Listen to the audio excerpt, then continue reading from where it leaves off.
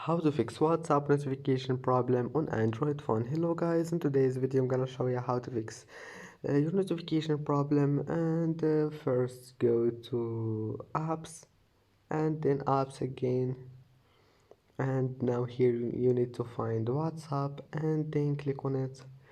And first then just go to notifications, enable this one, allow notifications.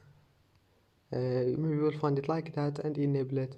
Now just check all of those here: call notifications, allow it, chat history backup, allow it, and then just enable all of those.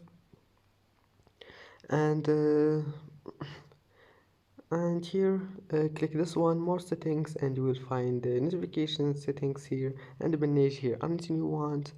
And that's it, and your problem must be fixed. Just click for stop now and go back, try again, restart your phone and try again, and your problem will be fixed. And that's it for today's video. Don't forget like and subscribe, and see you in the next video.